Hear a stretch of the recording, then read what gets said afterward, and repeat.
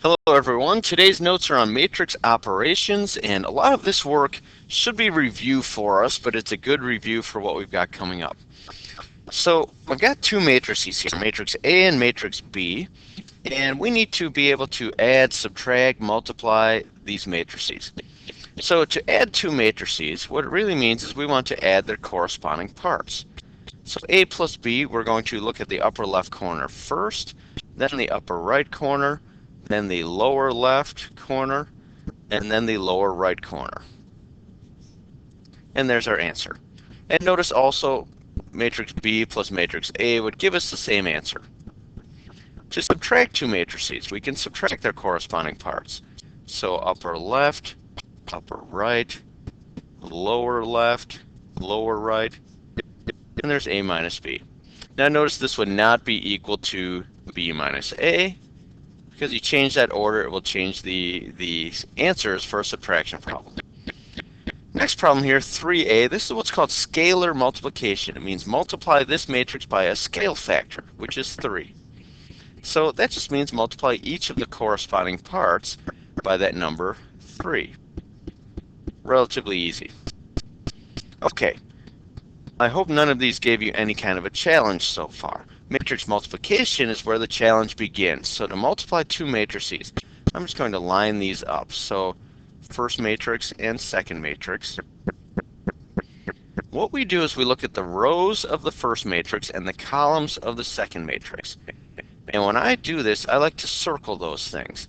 So I'm just going to switch colors here, and I'm going to circle the rows of the first matrix and the columns of the second matrix. So when we multiply these, we go left to right across the rows, top to bottom down the columns. So top row, first column, if I multiply 5 times negative 7, I get negative 35. Moving across, moving down, 1 times 0 is 0. So the answer appears negative 35. Top row, second column, 5 times 8 is 40. 1 times 3 is 3. So I'll put that together. Bottom row, first column, negative 3 times negative 7 is 21, plus 0. And bottom row, right column, we have negative 24, plus 6. So matrix multiplication is something that you should have done in the past, something that you should know about, but maybe need a little reminder, a little practice on it. Careful, A times B is probably not equal to B times A, simply because the order will be different, so the procedure will be different as well. A squared, when we want to square a matrix, careful, that doesn't mean square everything inside there. That means write the matrix out twice and multiply it by itself. Squared means multiply by itself, so don't just square the parts. This means we need to multiply these rows of the first matrix, these columns of the second matrix. Okay, and I'll leave that work up to you.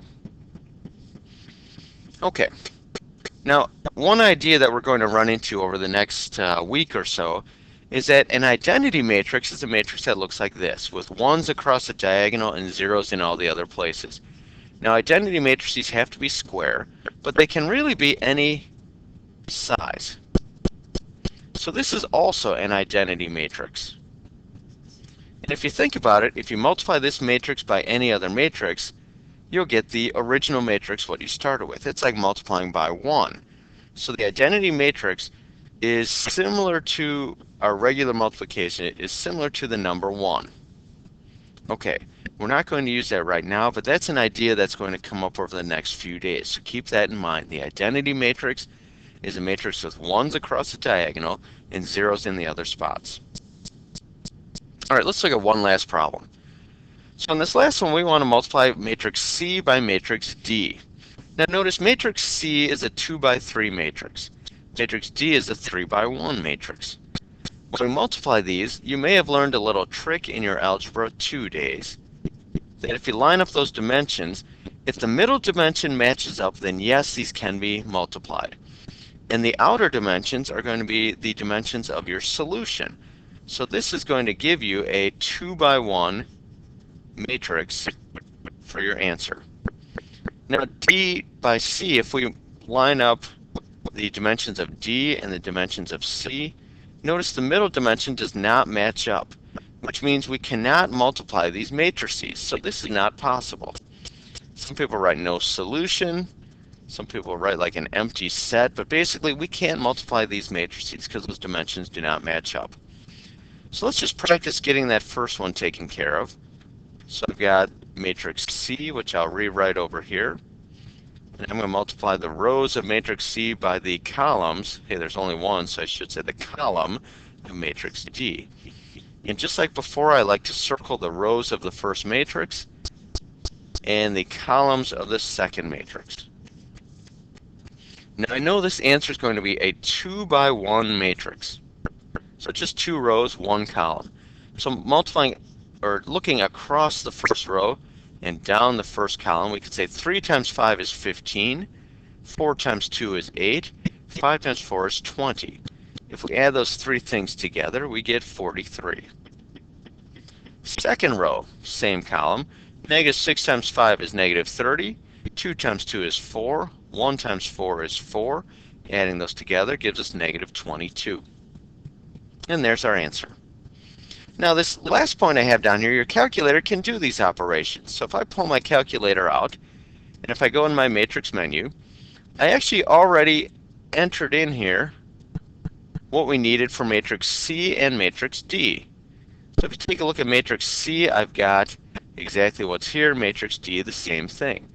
So to use the calculator to do this, we can, from the home screen, pull the name of matrix C onto the home screen, and then pull the name of matrix D onto the home screen. So this is saying matrix C times matrix D. When I hit enter, it'll give me that answer. I'm also going to just try multiplying matrix D times matrix C. And when I hit enter, it'll give me some kind of error message, dimension mismatch. So we can't multiply because the dimensions don't match up. So I'll get rid of that problem. Now, your calculator can do all these, even the ones on the previous page.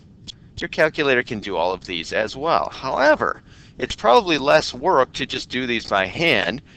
We got through these answers pretty quickly than it is to actually type all these in here. If you want to use your calculator, that's fine. However, know how to do these by hand. For relatively small matrices, it's easier and quicker to do this by hand.